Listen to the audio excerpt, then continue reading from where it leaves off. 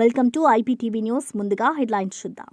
కాశీబుగ్గ ఘటన దురదృష్టకరం. బాధ్యులపై కఠిన చర్యలు తప్పవు. ప్రైవేట్ ఆలయ నిర్వాహకుల నిర్లక్ష్యమే ప్రమాదానికి కారణమని నిర్ధారణ.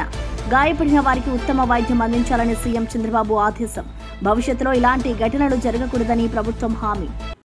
సర్దార్ ఆత్మహత్య కేసులో ఆలస్యం ఎందుకని ప్రవీణ్ కుమార్ ప్రశ్న. సాక్ష్యాలు ఉన్నా చర్యలు లేవు. నిందితుడు మాత్రం రక్షణలో ఉన్నాడని వెల్లడి.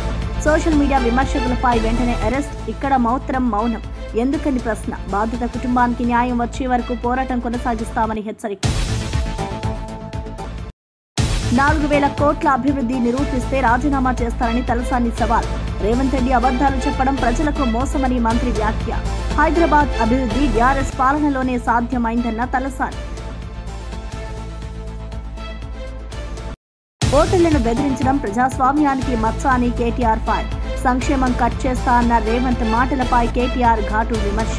రేవంత్ చక్రవర్తిలా ప్రవర్తిస్తున్నాడని ఎద్దేవా. తెలంగాణ గౌరవాన్ని కాపాడేది టీఆర్ఎస్ మాత్రమేనని కేటీఆర్ స్పష్టం. తుఫాన్ బాధిత రైతుల పక్కన నిలిచిన వైఎస్ షర్మిల. నష్టం 2.88 లక్షల ఎకరాలు కాదు 20 లక్షలకు పైగా ఉందన్న షర్మిల. రైతులకు తక్షణ సహాయం అందించాలని ప్రభుత్వాన్ని డిమాండ్. రైతుల పక్షాన నా పోరాటం ఆగదు అని షర్మిల హితవు. మాజీ ప్రధాని నెహ్రూపై ప్రధాని నరేంద్ర మోదీ చేసిన వ్యాఖ్యలను వెనక్కి తీసుకోవాలని మంత్రి పొన్నం ప్రభాకర్ డిమాండ్ చేశారు.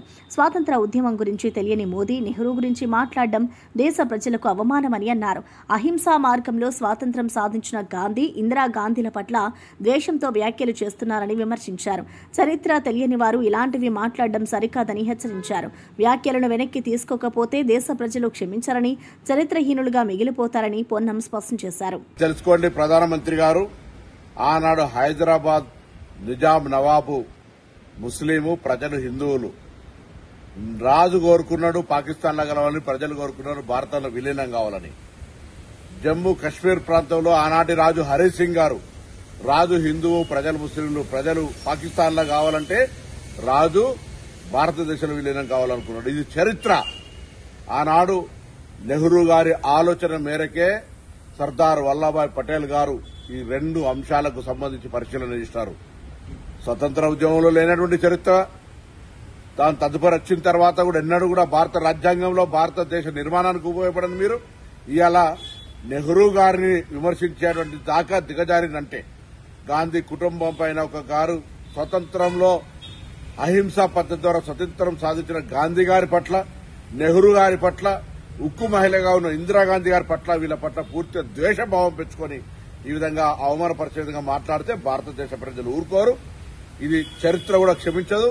ఎవరైనా ప్రస్తుతం చరిత్రగా మారకమానదు. మీరు కూడా చరిత్రలో హీనుడుగా మారకుండా ఉండేటువంటి పరిస్థితి ఉండాలంటే ఈ విధమైనటువంటి వ్యాఖ్యలు వెంటనే ఉపసంహరించుకోవాలనేటువంటి డిమాండ్ చేస్తా ఉన్నాం.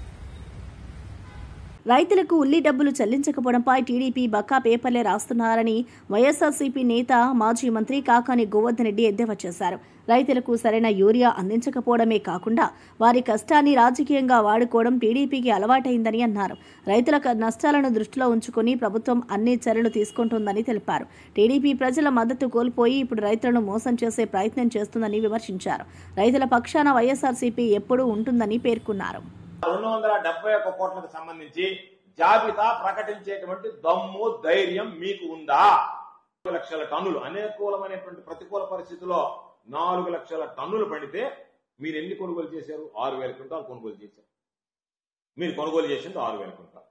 వాటికి సంబంధించి మీరు డబ్బు చెల్లించలేదని, అదిగో మీకున్నటువంటి మీ కరపత్రం నిద్రలేస్తే మీకు పాక ఒత్తు జాకిరి బిడ్డు లేపేటువంటి ఆంధ్రజ్యోతి ఈ రోజు రాసింది. చెల్లించాల్సింది 17 కోట్లు, ఇప్పటికి చెల్లించింది 2,11,00,000 రేట్ ఇస్తానన్నారు. దానికి సంబంధించినటువంటి దాంట్లో 12 రూపాయలు కొంటామని చెప్పారు, కొన్నామని చెప్పారు. 8 రూపాయలు సబ్సిడీగా ఇస్తామన్నారు. వీటన్నిటితో పాటు ఎకరాకి 20,000 రూపాయలు చొప్పున హెక్టార్కి 50,000 రూపాయలు ఇస్తానన్నారు. 1 రూపాయి ఇచ్చారా ఉల్లి రైతులకి? పాపం రైతులకు జగన్మోహన్ రెడ్డి గారి నాయకత్వంలో, వైఎస్ఆర్ కాంగ్రెస్ పార్టీ ప్రభుత్వంలో ఎన్ని రకాల సమస్యలు వచ్చినా వాటిని పరిష్కరించడానికి అన్ని విధాల అండగా నిలిచాం. ఈరోజు యూరియాకి సంబంధించినటువంటి దాంట్లో, విత్తనాలకు సంబంధించినటువంటి దాంట్లో ఎన్ని రకాలైనటువంటి ఇబ్బందులు పడుతున్నారు రైతులు. ఈరోజు మీరు యూరియా జిల్లాకు సంబంధించినటువంటి దాంట్లో యూరియా కార్డులు ఇప్పుడు ఖరీఫ్ ప్రారంభం కాకపోతే దాన్ని పంచబోతున్నారు. ఏమని పంచబోతున్నారు? యూరియాకి సంబంధించినటువంటి దాంట్లో యూరియా ఎంత ఇస్తారు? ఎకరాకి 3 బస్తాలు ఇస్తారా? ఎకరాకు 3 బస్తాలు యూరియా ఇస్తే దానికి సంబంధించినటువంటి దాంట్లో ఏ విధంగా మీరు వీటికి సంబంధించినటువంటి ఈ 3 బస్తాల రూపాయలు మీరు ఇచ్చినప్పుడు తీసుకోవాలన్నా పెట్టాం. ఖచ్చితంగా రైతుల పక్షాన నిలబడి రైతులకు అవసరమైనటువంటి పంటకు వాళ్ళకి ఎంత అవసరం అవుతుందో పంటలు సాగు చేయడానికి అంత ఖచ్చితంగా ఇవ్వాల్సిందే. మీరు ఇచ్చినటువంటి ఆ కార్డులు ఏదైనా ఉంటే మడిచి పెట్టుకోండి తప్ప మీరు వాటిని రైతులకు ఉపయోగపెట్టడానికి వీలు లేదు. రైతులకు ఎంత యూరియా అవసరమో అంత ఇవ్వండి. మొన్న రైతులు రోడ్డు ఎక్కారు, ఇబ్బందులు పడ్డారు, బ్లాక్ మార్కెట్ లో కొనుక్కుంటారు. మీ పుణ్యమా అని చెప్పి ఈ అచ్చెన్నాయుడు మాట్లాడతాడు. నోరా ఇంకేదన్నా నాది. ఈరోజు నువ్వు ప్రైవేట్ వ్యక్తులకి డీలర్లకి ఉన్నటువంటి దాన్ని దోచిపెట్టి ఈరోజు మార్కెట్ ద్వారానో లేకపోతే ఆర్బికల్ ద్వారానో మీరు ఇవ్వనందువల్ల ఈరోజు పాప రైతులు బ్లాక్ మార్కెట్ లో కొనుక్కోవాల్సినటువంటి దుస్థితి. 84 లక్షల ఎకరాల్లో రైతుల బీమా పరిధిలోకి తీసుకొచ్చి 75 లక్షల ఎకరాల్లో పంటలకి ఉచిత బీమా కల్పించి 7,802 కోట్ల రూపాయలు జగన్మోహన్ రెడ్డి గారి ప్రభుత్వంలో చెల్లించాం.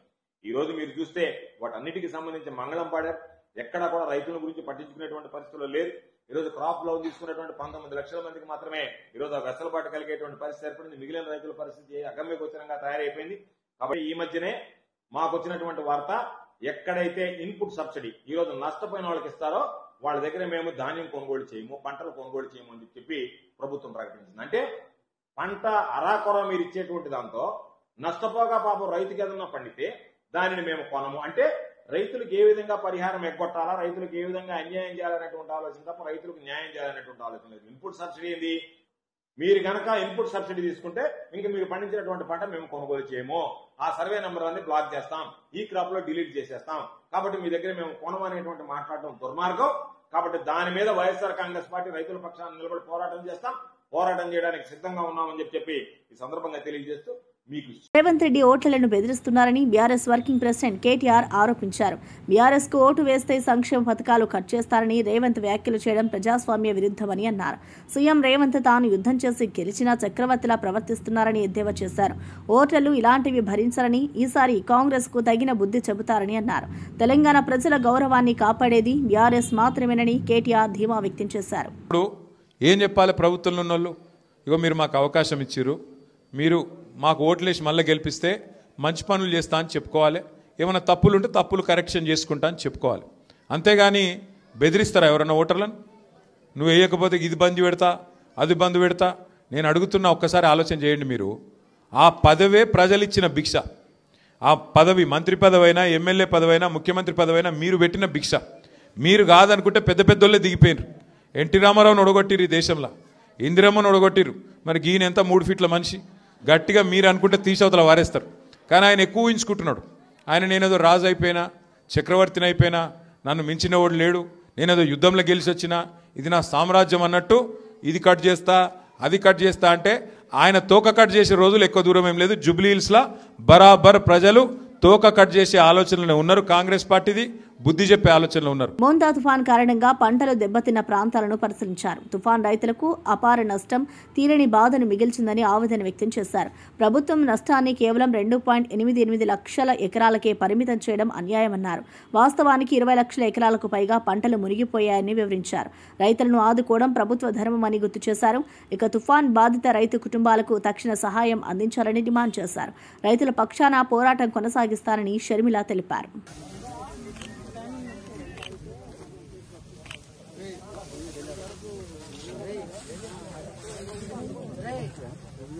పరిహారం ఎక్కువ ఇవ్వాల్సి వస్తుంది అని ముఖ్యమంత్రి గారు అనుకున్నట్టున్నారు. కానీ ప్రభుత్వానికి, ముఖ్యమంత్రి గారికి చెప్తున్నాం, మీరు చెప్పిన ఫిగర్స్ కి వాస్తవాలకి అసలు పొంతనే లేకుండా ఉంది. ముఖ్యమంత్రి గారి ప్రకారము కేవలం 829 కోట్ల రూపాయలు వ్యవసాయ నష్టం జరిగింది.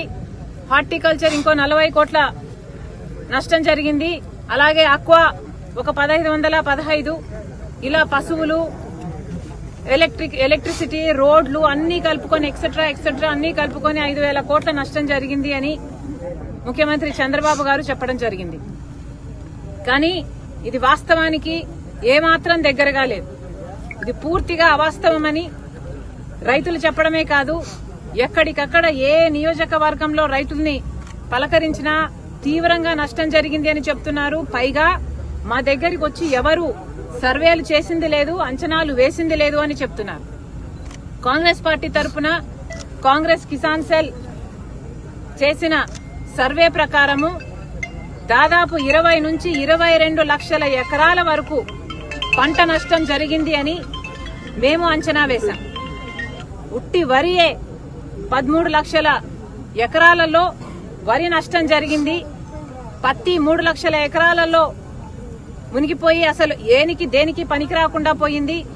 అలాగే వేరుశెనగ 1.5 లక్షల ఎకరాలు, అలాగే జొన్న 2.5 లక్షల ఎకరాలు, ఇలా అన్ని కలుపుకుంటే దాదాపు 20 నుంచి 22 లక్షల ఎకరాలలో పంట నష్టం జరిగింది. 20,000 కోట్ల రూపాయలు మొత్తం వ్యవసాయంతో సహా మిగతా అన్ని అంచనాలు వేసుకుంటే కనీసం 20,000 కోట్ల రూపాయలు నష్టం జరిగిందని కాంగ్రెస్ పార్టీ అంచనా వేసింది. జూబ్లీహిల్స్ ఉప ఎన్నికల ప్రచారంలో మంత్రి దామోదర్ రాజనరసింహ చురుకుగా పాల్గొన్నారు. కాంగ్రెస్ అభ్యర్థి నవీన్ యాదవ్ కు మద్దతుగా ఎర్రగడ్డ డివిజన్ పరిధిలోని సుల్తాన్ నగర్, నటరాజ్ నగర్, నేతాజీ నగర్ ప్రాంతాల్లో డోర్ టు డోర్ ప్రచారం నిర్వహించారు. ప్రజల సమస్యలను తెలుసుకుని పరిష్కారానికి కృషి చేస్తారని హామీ ఇచ్చారు. రేవంత్ రెడ్డి నాయకత్వంలో తెలంగాణలో అభివృద్ధి కొనసాగుతుందని పేర్కొన్నారు. నవీన్ యాదవ్ యువ నాయకుడు, ప్రజల ఆశల ప్రతీక అని చెప్పారు. ప్రచారంలో మహిళలు, యువకులు ఉత్సాహంగా పాల్గొని నినాదాలతో సందడి చేశారు.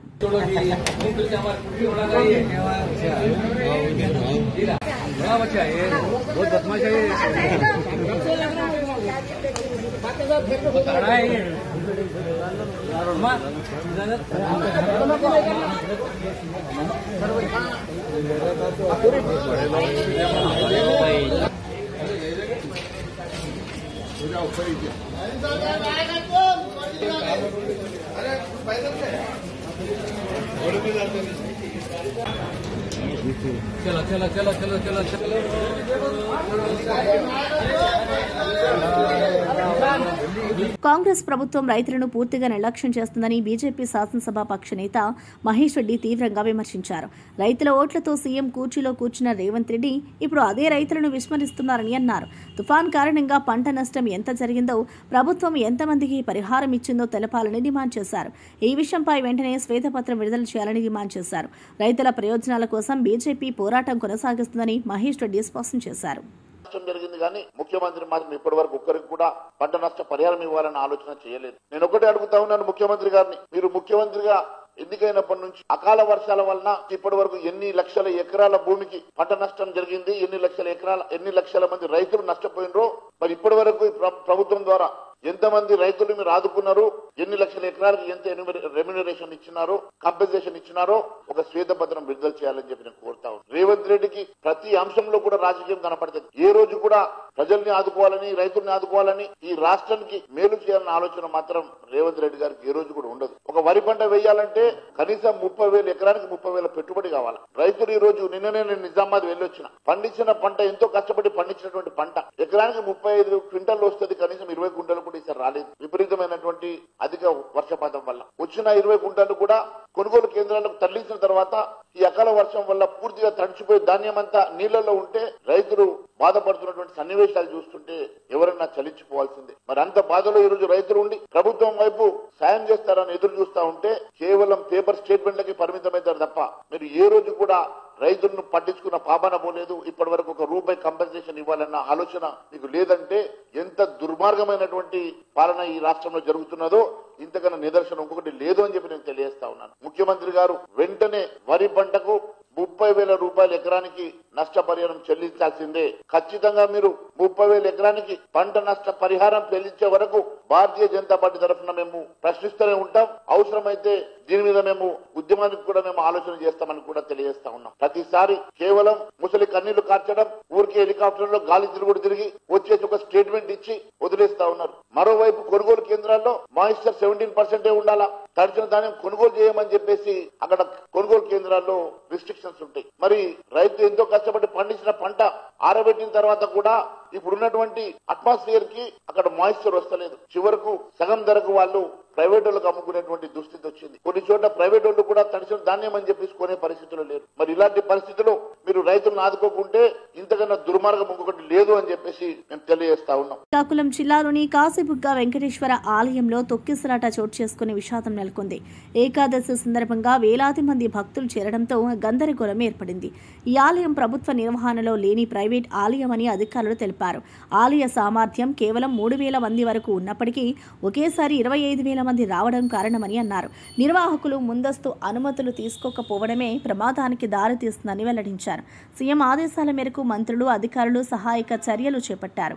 గాయపడిన వారిని ఆసుపత్రికి తరలించి చికిత్స అందిస్తున్నారు. అక్కడ వెంకటేశ్వర స్వామిని దర్శించుకునే సమయంలో అక్కడ తొక్కిసలాట జరగడం, కట్టినటువంటి బ్యారికేడ్లు, క్యూ లైన్లు కూడా అన్ని బ్రేక్ అయిపోవడంతో ఒకరి మీద ఒకరు భక్తులంతా కూడా వాళ్ళ మీద ఒత్తిడి రావడంతో చాలా మంది ఒక అయోమయపు స్థితిలో ఎక్కడున్నామో ఏమీ తెలియని పరిస్థితిలో కింద పడిపోతే వాళ్ల మీద కొంతమంది జనం నడిచిపోవడం వల్ల తొక్కిసలాటలో దాదాపు 10 మంది చనిపోయినట్టు ఇప్పటికే సమాచారం వచ్చింది. మేము అన్ని వివరాలు కూడా ఇప్పటికే మా వ్యవసాయ శాఖ మంత్రి సోదరులు అచ్చెన్నాయుడు గారు, సోదరి శాసనసభ్యురాలు గౌతు శిరీష గారు అక్కడికే వెంటనే వెళ్లడం జరిగింది. అన్ని కూడా పరిశీలిస్తా ఉన్నారు. జిల్లా కలెక్టర్ గారు, దేవాదాయ శాఖ అధికారులందరూ కూడా అక్కడే పరిశీలించి వివరాలన్నీ కూడా సేకరిస్తా ఉన్నారు. మొత్తం మీద ఇప్పటికి అందిన సమాచారంలో అయితే 10 మంది చనిపోయారని చెప్పి ఇప్పటికే సమాచారం వచ్చింది. గౌరవ ముఖ్యమంత్రి గారు కూడా వీటి మీద స్పందించి ఆదేశాలు ఇవ్వడం జరిగింది. మొత్తం మీద ఈ ఆలయం అనేటువంటిది ఇది ప్రభుత్వ ఆధీనంలో ఉన్నటువంటి ఆలయం కాదు. ఒక ప్రైవేటు వ్యక్తి తన సొంత నిధులతో నిర్మాణం చేసిన ఆలయం. దీని వివరాలు కూడా సరిగా ప్రభుత్వం దగ్గర లేవు. దేవాదాయ శాఖ కానీ ఇతర జిల్లా అధికారులకు కూడా ఆ నిర్మాణం చేసిన వ్యక్తి ఈ ఆలయ వివరాలు ఇవ్వకుండా ఇవాళ ఏకాదశి పర్వదినాన దాన్ని ప్రారంభించుకుని ఎక్కువ మంది భక్తులు రావడం జరిగింది. ఆ ఆలయ పరిధి కేవలం 2-3 వేలు మాత్రమే సరిపోయేటువంటి ఆలయం. కానీ ఈరోజు ఈ ఏకాదశి కారణం కార్తీక మాసం వల్ల దాదాపు 25,000 మంది పైన జనాభా వచ్చారని, అందులో సరైన క్యూ లైన్ లేకపోవడంలో తొక్కిసలాట జరిగిందని ఇప్పటి వరకు మాకు అందుతున్న సమాచారం. కానీ ఏదేమైనా అంతమంది భక్తులు చనిపోవడం అనేది కాశీబుగ్గ ఆలయంలో జరిగిన తొక్కిసలాట ఘటనపై రాష్ట్ర ప్రభుత్వం తీవ్రంగా స్పందించింది. అమాయకులు ప్రాణాలు కోల్పోవడం బాధాకరమని మంత్రి మండలి పేర్కొంది. ప్రైవేటు ఆలయంలో నిర్వాహకుల నిర్లక్ష్యమే ప్రమాదానికి కారణమని అధికారులు నిర్ధారించారు. ప్రభుత్వం ఇప్పటికే సహాయక చర్యలు వేగంగా చేపట్టింది. గాయపడిన భక్తులకు మెరుగైన వైద్యం అందించాలని ఆదేశాలు జారీ అయ్యాయి. ఘటనపై పూర్తిస్థాయి విచారణ జరిపి బాధ్యులపై కఠిన చర్యలు తీసుకుంటామని ప్రభుత్వం ప్రకటించింది. భవిష్యత్తులో ఇలాంటి ఘటనలు పునరావృతం కాకుండా చర్యలు తీసుకుంటామని స్పష్టం చేసింది. వెళ్ళిపోయారు. కనీసం ఆయన చేసినప్పుడు పోలీసుకు కూడా చెప్పలేదు. చెప్పుంటే పోలీసు ప్రొటెక్షన్ పెట్టి ఎక్కడికక్కడ కంట్రోల్ చేసేవారం. అది చేయని దానివల్ల 9 మంది తొక్కిడికి గురయ్యి చనిపోయే పరిస్థితికి వచ్చారు. 5 మందికి ఇంజరీస్ కూడా అయినాయి. ఇది చాలా బాధాకరం. నేను ప్రతి ఒక్క ప్రాణాన్ని కాపాడుకోవాలని అనేక ప్రయత్నాలు చేస్తా ఉంటే కొంతమంది ప్రైవేటు వ్యక్తులు ఇలాంటి కార్యక్రమాలు చేయడం చాలా బాధాకరం. దీన్ని నేను చాలా తీవ్రంగా ఖండిస్తున్నా. రాష్ట్రంలో అందరికి కూడా విజ్ఞప్తి చేస్తున్నా, మన ప్రాణం చాలా ముఖ్యం. ప్రాణాలు కాపాడుకోవాలంటే మనం కూడా ఒక బాధ్యతగా ఉంటే తప్ప ఓసారి వెళ్ళిపోవడం, ఎక్కువ మనుషులందరూ సమీకరణ కావడం, అక్కడ స్టాంపేడ్ జరగడం, ఇలాంటి దుర్ఘటనలు జరిగేదానికి దోహదం చేసే పరిస్థితి వస్తూ ఉంది. ఏదేమైనా మనం గుర్తుపెట్టుకోవాల్సింది, అమాయకులు చనిపోయారు. నేను చాలా బాధపడుతున్నా.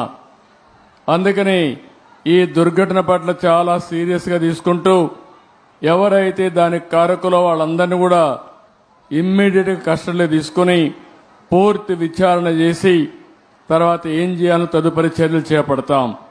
ఇలాంటి సంఘటనలు ఈ రాష్ట్రంలో జరగడానికి వీలు లేదు. అందుకే ఒక పక్క దాన్ని చేస్తూనే అమాయకులు చనిపోయారు. 9 మంది ప్రాణాలు కోల్పోయారు. ఆ 9 మంది ప్రాణాలు కోల్పోయిందని నేను చాలా బాధపడుతున్నా. ఏ ఒక్క వ్యక్తి చనిపోకూడదనేది నా భావన. ప్రాణం విలువైనది. అలాంటి ప్రాణాలు పోగొట్టుకున్నప్పుడు మనం కూడా బాధ్యతనే ఇది చేయాల్సిన అవసరం ఉంటుంది.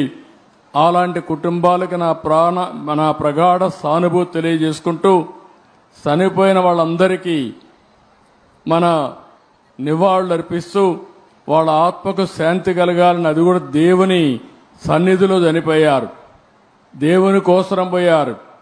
కానీ ఈరోజు వాళ్ళంతా కూడా ప్రాణాలు వదిలిపెట్టే పరిస్థితి వచ్చారు. చాలా బాధేస్తుంది. ఏదేమైనా మనం అందరం నిమిత్త మాత్రం. ఓసారి సంఘటనలు జరుగుతాయి. జరగకూడదని ఎన్ని ప్రయత్నాలు చేసినా కొన్ని సంఘటనలు జరుగుతున్నాయి. కాంగ్రెస్ కార్పొరేటర్ బాబా ఫసయుద్దీన్ వేధింపుల కేసులో ఆలస్యం ఎందుకని బీఆర్ఎస్ నాయకుడు ఆర్ఎస్ ప్రవీణ్ కుమార్ ప్రభుత్వం పోలీసులను నిలదీశారు. సర్దార్ అనే వ్యక్తి వేధింపులు తాళలేక ఆత్మహత్య చేసుకున్నాడని ఆధారాలు ఉన్నా ఇప్పటి వరకు చర్యలు ఎందుకు లేవని ప్రశ్నించారు. మృతుడి కుటుంబానికి రక్షణ ఇవ్వకపోవడం, నిందితుడికి గన్మెన్ కేటాయించడం ఆశ్చర్యమన్నారు. సోషల్ మీడియా వర్కర్లు ప్రభుత్వంపై విమర్శలు చేస్తే వెంటనే అరెస్ట్ చేస్తారని, కానీ ఈ కేసులో మాత్రం మౌనం ఎందుకని నిలదీశారు. బాధిత కుటుంబానికి న్యాయం జరిగే వరకు పోరాటం కొనసాగిస్తామని ప్రకటించారు. అమ్మగారు ఫాతిమా గారు, వాళ్ళ నాన్నగారు, వాళ్ళ అన్నను అందరిని కూడా తీసుకొని ఈరోజు బోరబండ పోలీస్ స్టేషన్కు రావడం జరిగింది. ఇక్కడ చాలా విచిత్రమైన విషయం ఏంటంటే, ఈ కేసు రిజిస్టర్ అయ్యి 5 నెలలు అవుతుంది. 5 నెలలలో ఈమె స్టేట్మెంట్ రికార్డ్ చేసిండ్రు పోలీసులు, వాళ్ళ నాన్నగారి స్టేట్మెంట్ రికార్డ్ చేసిండ్రు, తర్వాత వాళ్ళ తమ్ముడి స్టేట్మెంట్ రికార్డ్ చేసిండ్రు, ఇంకా చుట్టుపక్కల వాళ్ళ స్టేట్మెంట్ రికార్డ్ చేసిండ్రు. అదేవిధంగా ఆ సర్దార్ అనే చనిపోయిన వ్యక్తి ఆయన ఫోన్ కూడా తల్లిదండ్రులు ఆయనకు హ్యాండ్ ఓవర్ చేసింది ఇన్స్పెక్టర్ గారికి. ఈ సర్దారు హైడ్రా బాధితుడు. ఈ హైడ్రా ఎంతో మంది, వేల మంది జీవితాలను నాశనం చేసింది. ఆ నాశనం చేయబడ్డ జీవితాల్లో సర్దార్ జీవితం కూడా ఒకటి. సో ఈ సర్దార్ తల్లిదండ్రులు అందరూ కూడా చాలా క్లియర్గా ఎఫ్ఐఆర్లో వాళ్ళు మా కొడుకు చావుకు కారణం బాబా ఫసయుద్దీన్, వాళ్ళ భార్య, వాళ్ళ పిఏ అని చాలా క్లియర్గా చెప్పింది. అదేవిధంగా ఈ బాబా ఫసయుద్దీన్ సర్దార్ను దాదాపు ఒక 20 నిమిషాలు ఫోన్లో మాట్లాడుతూ, నువ్వు మా ఎంబడి కాంగ్రెస్కు రాకపోతే నీ ఇంట్లో గంజాయి ఉన్న బకెట్ పెడతాను అని చెప్పి బాబా ఫసయుద్దీన్ గారు ఈ సర్దార్ గారిని బెదిరించినట్టుగా చాలా క్లియర్గా వాయిస్ ఉన్నది. కానీ 5 నెలలైంది ఈ మాట్లాడిన వ్యక్తి బాబా ఫసయుద్దీన్, అటువైపు సర్దారు ఆయన మాటలు విన్న వ్యక్తి అని చెప్పేసి చాలా క్లియర్గా ఉన్నప్పటికీ కూడా 5 నెలలైంది ఇంతవరకు ఇన్వెస్టిగేషన్ ఎటు పోవడం లేదు. ఉల్టా ఇలా విచిత్రమైన విషయం ఏంటంటే, ఇదే బాబా ఫసయుద్దీన్కు గన్మెన్లను ఇచ్చింది. నిజానికి గన్మెన్లు ఇవ్వాల్సింది ఫాతిమా గారికి, గన్మెన్లను ఇవ్వాల్సింది మన ఈ సర్దార్ వాళ్ళ నాన్నగారికి, వాళ్ళ తమ్ముడికి, ఆ కుటుంబానికి గన్మెన్ ఇవ్వాలి, వాళ్ళ భార్యకు గన్మెన్ ఇవ్వాలి. కానీ ఇవాళ గన్మెన్లను ఎవరైతే నిందితుడో, ఎవరైతే ఈ ఆత్మహత్య కంటోన్మెంట్ నియోజకవర్గంలో 4,000 కోట్ల అభివృద్ధి చేస్తారని సీఎం రేవంత్ రెడ్డి చేసిన వ్యాఖ్యలపై మంత్రి తలసాని శ్రీనివాస్ యాదవ్ సవాల్ విసిరారు. రేవంత్ గెలిచిన తర్వాత ఆ నియోజకవర్గంలో 4,000 కోట్ల ప్రాజెక్టులు జరిగాయని నిరూపిస్తే తాను వెంటనే రాజీనామా చేస్తానన్నారు. ప్రజలను మోసం చేసే అబద్దాలు చెప్పడం సరికాదని తలసాని హెచ్చరించారు.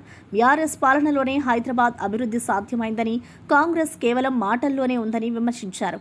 రేవంత్ మాటలకు ప్రజలు నమ్మకం ఉంచారని అన్నారు. చూపేయండి, మీ పాత్రికేయ సమక్షంలో 4,000 కోట్ల అభివృద్ధి కార్యక్రమాలు చేసినారని మీ మీడియా సమక్షంలో తీసుకుపోయి చూపిస్తే ఆడనే రాజీనామా చేస్తా. అన్నీ అబద్ధాల మాటలు, మోసపూరితమైనటువంటి మాటలు, పబ్బం గడుపుకునేటువంటి కార్యక్రమాలని ప్రజలు క్షమించే పరిస్థితిలో ఉండరు. రాష్ట్ర ప్రభుత్వ సలహాదారుగా నియమితులైన సుదర్శన్ రెడ్డి సీఎం రేవంత్ రెడ్డిని మర్యాదపూర్వకంగా కలిశారు. ఈ సందర్భంగా రాష్ట్ర పరిపాలన, అభివృద్ధి కార్యక్రమాలపై చర్చించారు. ముఖ్యమంత్రి రేవంత్ సమర్థవంతమైన పాలనకు కట్టుబడి ఉన్నారని ఆయన తెలిపారు. సమావేశంలో పీసీసీ చీఫ్ మహేష్ కుమార్ గౌడ్, నిజామాబాద్ జిల్లాకు చెందిన ఎమ్మెల్యేలు, కార్పొరేషన్ చైర్మన్లు, ఇతర నేతలు కూడా పాల్గొన్నారు. ప్రభుత్వం తీసుకుంటున్న ప్రజా సంక్షేమ చర్యలను నేతలు ప్రశంసించారు. రాబోయే రోజుల్లో ప్రజా సంక్షేమం కోసం మరింత కృషి చేస్తామని సీఎం రేవంత్ తెలిపారు.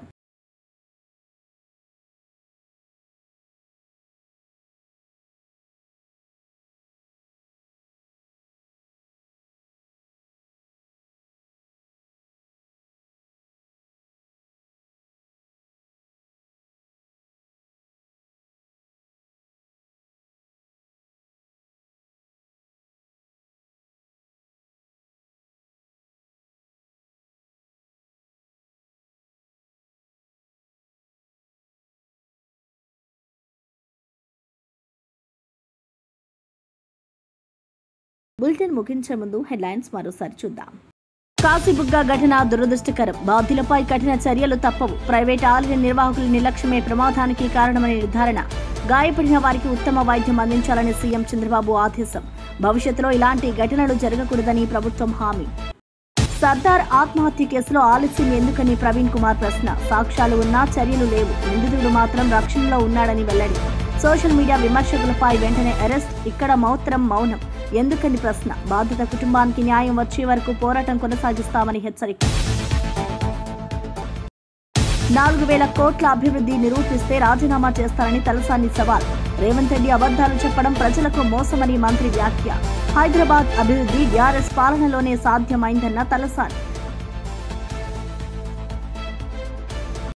ఓటర్లను బెదిరించడం ప్రజాస్వామ్యానికి మచ్చ అని కేటీఆర్ ఫైర్. సంక్షేమం కట్ చేస్తా అన్న రేవంత్ మాటలపై కేటీఆర్ ఘాటు విమర్శ.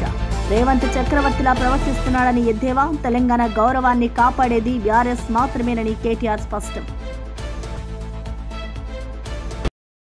తుఫాన్ బాధిత రైతుల పక్కన నిలిచిన వైఎస్ షర్మిల. నష్టం 2.88 లక్షల ఎకరాలు కాదు 20 లక్షలకు పైగా ఉందన్న షర్మిల. రైతులకు తక్షణ సహాయం అందించాలని ప్రభుత్వాన్ని డిమాండ్. రైతుల పక్షాన నా పోరాటం ఆగదు అని షర్మిల హితవు. ఈ బులెటిన్ విశేషాలు మరో బులెటిన్లో మళ్ళీ కలుద్దాం.